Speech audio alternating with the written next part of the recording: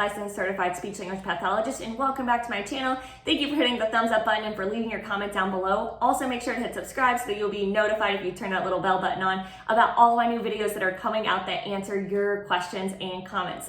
So today I wanted to talk to you about something that I see a lot whenever I go into homes, and that is a child who is a picky eater and who throws food on the floor. And a lot of times our friends with a speech or language delay, a lot of times because they're not able to communicate effectively, that is the behavior that replaces saying, "No thank you," which is why today I'm going to show you exactly what I do with my no thank you bowl to replace the behavior of throwing the food on the ground. Okay, so there are 3 tips or tricks that I usually give parents in the home, and number 1 is to make sure that your child is not watching the iPad or TV whenever they're eating. And the reason is because a lot of times kids are only focused on watching and they don't know what they're eating. And then whenever we try to take the attention off of something such as the iPad or the TV, kids refuse food, and also the texture is too much for their little brains to process after they've not been spending that attention and been able to process that information before. So the number 1 tip is make sure your child is not watching TV and or the iPad while they're eating, making sure that we're talking about the food, we're talking about the texture, and that we're really working on drawing attention to it.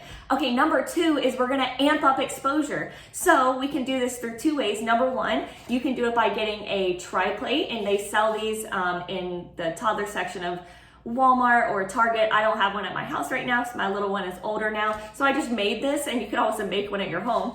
And so this is 2 foods, this is how we're gonna do it, 2 foods that your child does like every single day for every meal, and also a new food, and I put a question mark here because it doesn't have to be something that your child doesn't like.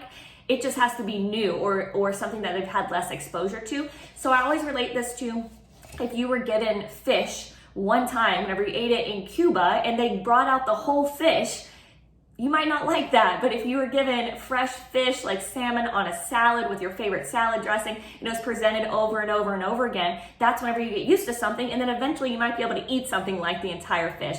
But with exposure to food, kiddos, this is usually their first or second time with a texture or with a consistency or with the food itself. And so it's really, really important that we continue to offer different foods every single day, and that way they see that it is normal. Number 2, the second thing that you can do is also include it in their play. And so you're picking out their very favorite thing and their very favorite toy, and you can stack the blueberries. That's what I have in my bowl right now. You can stack the blueberries on the car, or you can squish the blueberries with the car.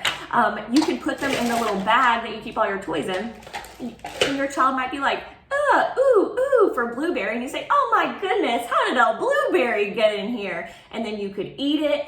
You could play with it by squishing it. You could put it in a box and pretend to pull it out with other objects that are in your box. You could put it in a cup, whatever you want to do with the blueberries, but it's really important that you continue to play with them and drawing positive correlation to them. And that way your child doesn't automatically have like a no, like ew. And so that's why I drew a smiley face on my bowl. So this is the 3rd strategy. We're going to replace the strategy, or replace the behavior rather, of throwing the food on the ground instead of saying, no, don't throw. Your child doesn't know what to do with the food that they don't want, or they don't know how to express, I don't like it. And so what we're gonna do is just simply help them with hand over hand. The first time that they throw it, we're gonna pick it up, put it back in their hand, and put in, and I'm just gonna use those words.